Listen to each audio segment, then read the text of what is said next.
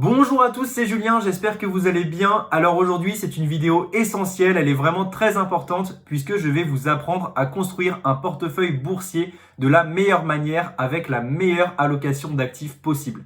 Alors cette stratégie, ce n'est pas moi qui l'ai inventée, ce sont les meilleurs économistes, les meilleurs professionnels de la planète et c'est pour ça que je vais vous la partager aujourd'hui parce qu'elle a déjà fait ses preuves depuis maintenant plusieurs décennies. Ce que je vais vous apprendre aujourd'hui est lié à la vidéo précédente. Vous allez diversifier dans différents actifs dans les meilleures proportions possibles pour augmenter votre ratio rentabilité-risque.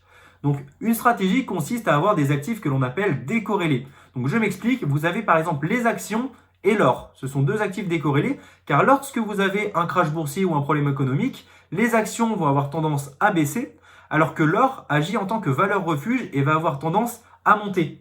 Et donc sur le global de votre portefeuille, vous allez avoir une perte beaucoup moins importante que si vous étiez à 100% exposé à des actions. Avoir des actifs décorrélés vous permet de réduire la volatilité de votre portefeuille à court terme tout en assurant des rendements intéressants sur le long terme. Avec ce qu'on va voir, vous ferez mieux que 95% des investisseurs en bourse. Il y a même des personnes qui passent par des gestionnaires qui facturent 1-2% par an et ça vous bouffe complètement votre rentabilité. J'ai même un ami qui a payé un gestionnaire de patrimoine 4000 € pour au final avoir quasiment les mêmes stratégies et qui performe même moins que celle que je vais vous présenter aujourd'hui. Donc c'est pour ça, c'est super important. Écoutez bien cette vidéo et puis faites votre portefeuille vous-même parce que derrière, vous savez ce qu'il y a dedans, vous savez comment le gérer et vous aurez beaucoup moins de frais. Et rien que ça vous permet d'avoir un avantage considérable sur les autres personnes qui ne savent pas trop comment investir en bourse. Dans une première partie de la vidéo, je vais vous présenter les différentes caractéristiques que vous devez regarder pour savoir si un portefeuille est intéressant ou non.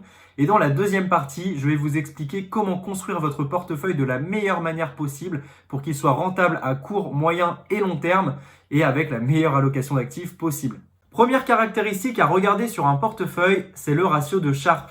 Ça permet de déterminer combien d'argent vous avez réussi à dégager en fonction du risque-prix. Donc bien évidemment, le but, c'est d'avoir un maximum de performance avec un risque minimisé. Donc le ratio de Sharpe, c'est simplement un chiffre. Donc plus il est élevé, mieux c'est. Quand vous atteignez les 0,8, c'est vraiment très bon. Et quand vous vous rapprochez de 1, c'est excellent. Alors pour les matheux, c'est pas très compliqué. Pour calculer le ratio de Sharpe, c'est S, donc le ratio de Sharpe. C'est la rentabilité de votre portefeuille moins la rentabilité d'un actif sans risque, comme par exemple les bons du trésor américain, que vous divisez par l'écart type ou la volatilité de votre portefeuille. Voilà, c'est pas important parce qu'on a des logiciels qui permettent de le calculer automatiquement, mais bon, c'est toujours bon à savoir. Deuxième caractéristique très importante, c'est le drawdown. C'est la plus grosse perte latente que vous ayez eue sur votre portefeuille. Donc par exemple, si depuis un dernier plus haut, vous avez perdu 20% et que c'est la plus grosse perte que vous ayez générée, le drawdown est de 20%. Donc le but, bien évidemment, c'est d'avoir le drawdown le plus faible possible parce que si vous avez un drawdown élevé, ça peut jouer sur votre émotion, sur votre psychologie et donc vous pouvez vendre un point bas de marché. Enfin voilà, le but, c'est vraiment de garder votre portefeuille sur le long terme et de maîtriser vos émotions. Vous avez aussi le CAGR qui est le taux de croissance annualisé de votre portefeuille et qui inclut les intérêts composés. Donc en gros, c'est la rentabilité moyenne par an. Donc, pour savoir si votre portefeuille est intéressant ou non, il faut regarder la rentabilité, est-ce qu'elle correspond à vos attentes? Regardez le drawdown, est-ce que vous voulez un drawdown qui est très violent ou est-ce que vous voulez quelque chose de plus lisse?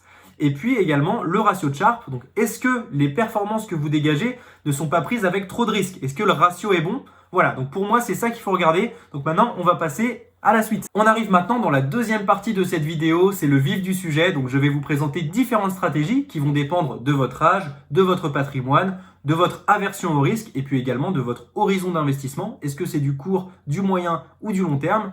Et puis pour chaque stratégie, vous présentez les avantages, les inconvénients. Comme ça, vous saurez tout pour derrière prendre votre décision. En tout cas, sachez que ce sont les meilleures stratégies pour une gestion complètement passive où vous n'allez toucher à rien.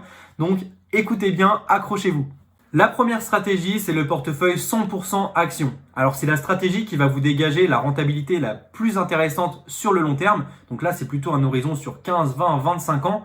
Par contre, il y aura des périodes où il va y avoir beaucoup de volatilité, vous aurez un drawdown qui est super important, hein, ça peut aller même jusqu'à 50% de pertes sur une période. Donc c'est pour ça. Pour moi, c'est vraiment une stratégie qui est adaptée pour les personnes qui sont jeunes, qui sont prêtes à prendre du risque. Donc bien évidemment, après dans une autre vidéo, je vous montrerai quelles actions, quels ETF il faut prendre, comment est-ce qu'on fait pour investir, comment diversifier selon le pays, etc. Il faut faire attention avec ce genre de portefeuille parce que ça peut atteindre certaines personnes psychologiquement et émotionnellement. Donc il faut vraiment être détaché de l'argent, détaché de la valeur de son portefeuille pour pouvoir assumer d'avoir potentiellement une perte de 50%. Et c'est pour ça. Et le plus important, c'est qu'en cas de crash, il faut tenir ses positions, voire même les renforcer. Parce que si vous vendez un point bas de marché, je peux vous dire que l'investissement ne va pas bien se passer pour vous. Deuxième portefeuille, c'est le 60-40 parce qu'il est composé de 60% d'actions pour 40% d'obligations. Alors ça reste un portefeuille risqué, un portefeuille agressif, même si un petit peu moins que le premier parce qu'il comporte pas mal d'obligations. Mais il faut faire attention parce qu'il n'est pas très diversifié, hein, c'est pour ça qu'il est critiqué. Et puis si demain vous avez aussi une grosse montée des taux d'inflation, une grosse montée des taux d'intérêt, eh bien ça peut poser problème côté obligations. Vous pouvez avoir une crise obligataire et puis en cas de krach boursier au niveau des actions, eh bien vous le ressentirez aussi beaucoup sur votre portefeuille. On va comparer ces deux portefeuilles. Donc le premier 100% actions, ici on a pris les US, et le deuxième le 60-40 qui est composé de 60% actions et 40% obligations. Donc si on regarde au niveau de la courbe bleue 100% actions, on voit qu'elle est beaucoup plus volatile, hein. Il y a de fortes hausses mais aussi de fortes baisses. Donc pour les personnes qui sont un peu émotionnelles et qui ont du mal à se détacher de leur portefeuille, eh bien je pense que ce n'est pas la bonne solution, même si c'est vrai qu'à long terme, on voit que ça surperforme d'autres portefeuilles. Donc il peut exister d'autres alternatives. Donc ici en l'occurrence, on voit le 60-40 qui permet de lisser la progression donc, du portefeuille. Donc il n'y a pas de grosse phase de hausse, mais il n'y a pas non plus de grosse phase de baisse. Et donc ça vous permet sur le long terme d'être beaucoup plus serein. On démarre à 10 000 $ sur les deux portefeuilles. Un est multiplié par 36, donc le portefeuille 100% actions. Et l'autre multiplié par 21, donc le portefeuille 60-40. Au niveau des performances annualisées, on est à 10,82 sur le 100% action et 9,09 sur le portefeuille 60-40. Voilà, c'est légèrement supérieur, mais après sur le long terme avec les intérêts composés, c'est vrai que ça peut quand même faire une différence qui se ressent, donc comme on peut voir ici au niveau de cet écart. Et puis après, alors ça c'est l'écart type, hein, c'est pas forcément essentiel. Voilà, le maximum drawdown, donc la plus grosse chute de capital sur le portefeuille, elle est de moins 51% quasiment sur le portefeuille 100% action, contre moins 31% sur le 60-40. Donc voilà, c'est quand même beaucoup plus facile, je pense, à encaisser, même s'il existe encore d'autres portefeuilles qu'on va voir juste après qui peuvent être encore mieux à ce niveau-là. Et ensuite, au niveau du Sharpe ratio, on est à 0,66 sur le 60-40 contre 0,56 sur le 100% action. Donc ça montre qu'il y a un meilleur ratio rentabilité-risque, c'est-à-dire que la performance que vous aurez pour le risque-prix est plus intéressante sur le portefeuille 60-40. Troisième portefeuille, c'est celui de David Swensen qui est un portefeuille dynamique tout en étant plus diversifié que les deux portefeuilles que l'on vient de voir. Alors il est composé de 30% d'actions américaines, de 20% d'immobilier, 15% d'actions internationales, donc tout ce qui est en dehors des US comme l'Europe, l'Asie, etc. 15% d'obligations d'État long terme, 5% de pays émergents, même si moi j'en aurais mis un petit peu plus, hein, je vais vous expliquer pourquoi après, et 15% de TIPS qui sont les bons du trésor américain, ce qui permet de lutter contre l'inflation. Comparons maintenant les performances d'un portefeuille de David Swensen avec celles d'un portefeuille 100% actions. Donc si on regarde au niveau des courbes entre 2001 et 2022, on voit que la performance globale est similaire, ils ont quasiment les mêmes résultats, donc un x5,2 pour David Swensen et un x5,4 pour les actions US. Donc si on regarde par contre au niveau du comportement du portefeuille, on voit que c'est quand même plus lisse, hein, c'est moins volatile sur le portefeuille rouge de David Swensen, surtout vers la fin, et c'est pour ça que ça peut être une alternative intéressante. Si on regarde au niveau du drawdown, moins 40% pour David Swensen contre moins 50% pour les actions US. Donc on a un ratio rentabilité-risque qui est plus intéressant chez M. Swensen que pour les actions. On a essayé d'apporter des modifications au portefeuille original de David Swensen. Le but, c'est vraiment de vous montrer que vous pouvez faire tout à votre sauce. Donc ici, par exemple, il était à 30% sur les marchés US. On les a passés à 20% dans le but de s'exposer également aux actions européennes. On a jugé que c'était intéressant de pouvoir diversifier comme ça. Au niveau des marchés émergents qui étaient ici de 5%, on les a passés à 20% parce qu'on pense que c'est un secteur qui peut exploser, qui est très dynamique aussi également pour les années à venir. Et puis après, tout ce qui est immobilier et TIPS, donc tout ce qui est pour lutter contre l'inflation, on les a placés dans l'or parce que voilà, c'est vraiment une valeur refuge par excellence et elle performe très très bien sur les marchés en période difficile, en période de crash, donc on s'expose à ça. Et pour ce qui est ensuite des obligations qui étaient à 15%, on les a passées à 20% pour compenser un petit peu. Donc on va voir les performances de ce portefeuille. Donc si on compare ici au niveau du tableau, on voit que notre performance est supérieure à celle du portefeuille original. Alors c'est pas grand chose, on passe à 8,43 à l'année contre 8,20 sur l'original. Par contre au niveau du drawdown, c'est vraiment intéressant parce qu'on a diminué la perte maximale de 32% contre 40% sur le portefeuille de David Swensen. Et si on regarde au niveau de la courbe, on voit que voilà, ça surperforme quand même. La courbe en rouge est plus intéressante que la courbe bleue. Mais voilà, c'est simplement pour vous montrer que c'est possible également de faire votre propre recette en fonction de vos attentes. Concernant le Sharpe ratio, c'est quasiment similaire. On passe de 0,66 à 0,67. Ça, c'est tout simplement parce qu'on travaille sur la même base. Ça reste la même stratégie et c'est pour ça qu'il n'y a pas non plus de grosses différences. Quatrième portefeuille, c'est celui de Ray Dalio qui est appelé 4 saisons.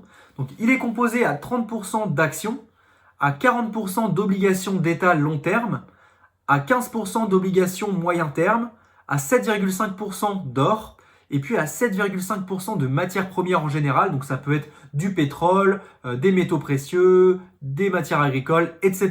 Les avantages de ce portefeuille, c'est qu'il est très diversifié. Donc même en cas de krach boursier, vous verrez que la volatilité, le drawdown, est très faible.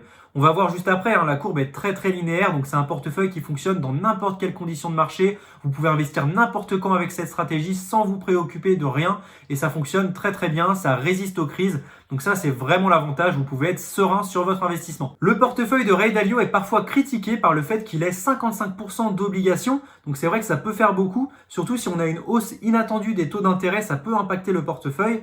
Et d'une autre partie, il a seulement 30% d'actions, donc si vous avez un marché qui est très haussier avec les indices, la bourse, vous ne profiterez pas pleinement de cette montée. Mais voilà, après ça reste un très bon portefeuille, il y a toujours moyen de critiquer, de toute façon c'est une question de compromis. Comparons maintenant le portefeuille 4 saisons de Ray Dalio avec un portefeuille 100% actions.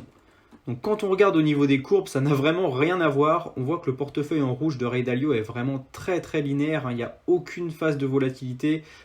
C'est vraiment pour les personnes qui aiment ne pas prendre trop de risques et puis qui aiment être sereines avec leur investissement sur le long terme et même à court terme. Il n'y a pas de grosses surprises.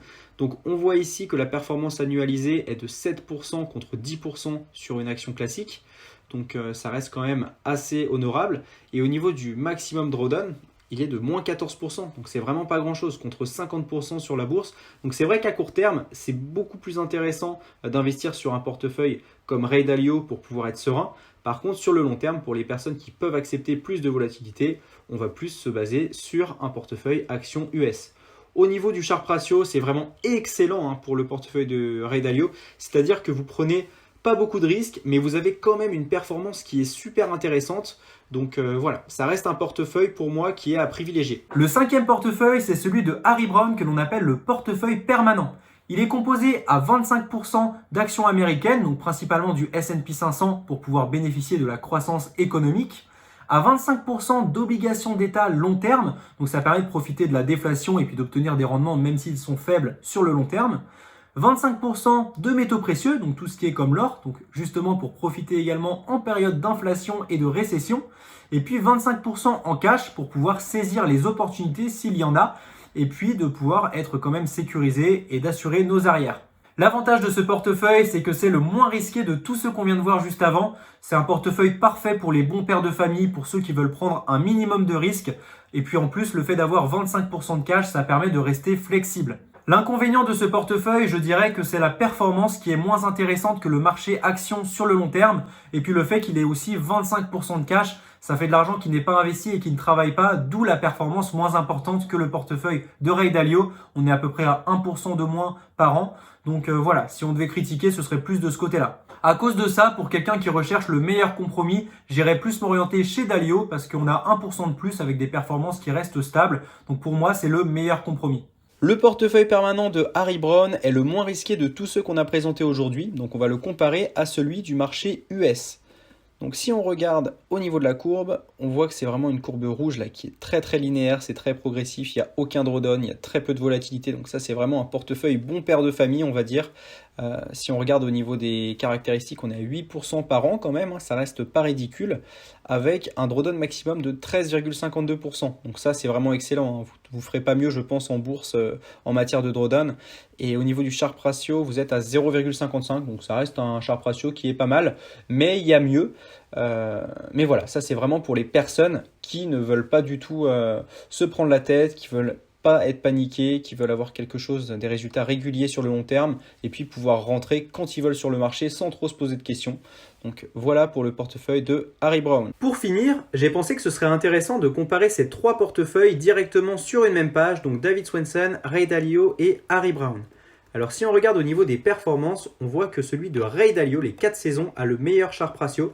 Donc c'est vraiment celui qui a le meilleur rapport rentabilité-risque, c'est donc le meilleur compromis. Par contre, celui de Harry Browne, donc le portefeuille permanent, le suit quand même de vraiment pas très loin avec un Sharpe de 0,86. Alors en regardant ces courbes, ça nous permet vraiment de déterminer les avantages et les inconvénients de chaque portefeuille.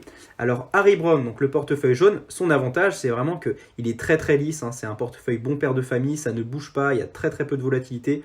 Par contre, il va performer moins que les autres dû au fait qu'il a 25% de son allocation qui est du cash, donc il n'est pas investi. Ensuite, on a la courbe rouge qui est le portefeuille 4 saisons de Ray Dalio. Alors c'est vraiment un excellent compromis parce que si vous regardez au niveau de la volatilité, ça reste une courbe qui est assez lisse, hein, très peu volatile, il n'y a pas de forte hausse, de forte baisse, ça reste quelque chose de maîtrisé. On se rapproche même finalement de la courbe jaune de Harry Browne tout en ayant une performance supérieure. On est à 100% investi chez Ray Dalio et ça c'est quand même un avantage par rapport à Harry Browne. Si vous regardez au niveau du drawdown, effectivement, hein, on est à moins 14,75% pour la plus grosse perte. Donc c'est même très proche de celle du bon père de famille de Harry Browne. Donc ça reste vraiment quelque chose de très intéressant.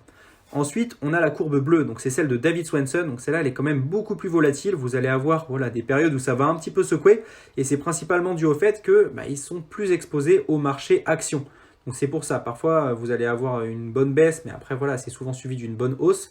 Mais voilà, c'est le genre de portefeuille qui sur le long terme va performer le mieux, mais à court terme, il faut quand même rester accroché et réussir à être détaché de votre portefeuille. Donc là, on voit que la plus grosse perte depuis 2007, elle a été de moins 40,59%. Donc après, à vous de choisir la stratégie, ça dépend vraiment de votre profil, de votre âge, de votre horizon d'investissement, du risque que vous êtes prêt à prendre, etc. Donc si vous regardez après au niveau des gains depuis 2007, on est à 29 000 pour David Swensen, 28 000 pour Ray Dalio et 26 000 pour Harry Browne avec des performances annualisées de 7,42, 7,09 et 6,63. Donc c'est exactement ce qu'on vient de dire. Allez, petit bonus, au moins ce sera complet, vous aurez tout. Je pense que c'est pas mal de comparer le portefeuille de Ray Dalio, donc celui qu'on a jugé être le meilleur compromis, avec un portefeuille beaucoup plus agressif, 100% action, et un portefeuille 60% action, 40% obligation, donc le 60-40 dont on a parlé au début de la vidéo. Donc si vous regardez au niveau des courbes, on voit que le portefeuille rouge de Ray Dalio est quand même beaucoup plus lisse, beaucoup plus stable. Donc là, c'est vraiment pour un bon père de famille, un investissement serein, long terme, où vous n'aurez pas à vous agiter, vous ne vous direz pas « mince, qu'est-ce que je fais ?» C'est la panique. Donc là, au moins, c'est vraiment quelque chose de long terme où vous pouvez rentrer n'importe quand sur le marché sans problème. Ensuite, vous avez le portefeuille 100% action. Donc c'est vraiment le plus agressif, c'est le portefeuille bleu. Donc là, vous aurez beaucoup de drawdown, beaucoup de volatilité. Là, ça bouge très très fort parfois, comme dans les crises par exemple des subprimes en 2008 ou alors quand ça a secoué sur le crash de Covid de mars 2020. Après, ça dépend vraiment de votre capacité à être détaché psychologiquement et émotionnellement à votre portefeuille et à l'argent qu'il y a dessus. Parce que c'est vrai que si vous mettez à 100% sur des actions, vous allez vraiment surperformer. Sur le long terme, ça va être vraiment très efficace. En tout cas, historiquement, c'est ce qui s'est passé. Par contre, si demain, vous avez un gros crash comme ce qui s'est passé en 2008 avec la crise des subprimes ou en 2020 avec le crash Covid, on voit ici le maximum drawdown, donc la perte maximale de 50%, il ne faudra pas tout vendre sur un point bas de marché parce que derrière, c'est comme ça que vous perdrez de l'argent. Donc, est-ce que vous êtes prêt à encaisser ça ou est-ce que vous préférez un portefeuille plus régulier, plus diversifié? Ça, c'est vraiment à vous de voir. Et si vous regardez par exemple au niveau d'un portefeuille action-obligation, donc 60-40, c'est le portefeuille jaune, Après, c'est un petit peu la même chose. Vous avez aussi un drawdown de 30,72%, donc ça reste quand même assez élevé. Et puis, c'est pas très diversifié parce que vous n'avez pas de matière première, vous pouvez mettre d'autres choses dans un portefeuille. Donc voilà, après, c'est à vous de voir, c'est votre choix, c'est votre décision. Alors pour conclure, c'est vrai qu'il y a quand même pas mal de portefeuilles, donc c'est vraiment à vous de choisir lequel vous correspond le mieux. C'est sûr que si vous avez encore 40 ans à vivre, je pense que ce serait dommage de prendre le portefeuille de Dalio ou de Harry Brown parce qu'ils sont moins risqués. Vous aurez une performance moins élevée sur le long terme. J'irais plutôt chercher du risque chez Swensen ou alors un portefeuille par exemple en 60-40, voire même Action si vraiment vous êtes complètement détaché de votre portefeuille. Si vous êtes un peu plus âgé, vous préférez peut-être quelque chose d'un peu moins risqué, donc pourquoi pas aller chez Dalio ou chez Harry Brown. Alors également, l'horizon d'investissement, c'est intéressant pour quelqu'un qui veut investir sur du court terme. J'irais plutôt chez Dalio ou chez Harry Brown, et quelqu'un qui veut à très long terme plutôt aller chercher du risque dans les actions qui sur le long terme surperforment tous les portefeuilles. Pour ceux qui utilisent ce système de portefeuille, il est super intéressant chaque fin d'année de rééquilibrer celui-ci. Ça s'appelle faire du rebalancing, c'est-à-dire que si vous avez par exemple un actif qui va surperformer les autres, eh bien le but c'est d'en vendre un petit peu pour racheter celui qui a sous-performé. Et ça vous permet de faire un rééquilibrage et votre performance sera meilleure sur le long terme. Alors après on pourra voir ça dans une autre vidéo, mais si vous voulez optimiser la fiscalité, c'est pas terrible de vendre quelque chose qui a surperformé parce que vous allez payer une plus-value. Alors que si jamais par exemple vous réinjectez directement de l'épargne dans un actif qui a sous-performé pour rééquilibrer, vous ne paierez pas d'impôt.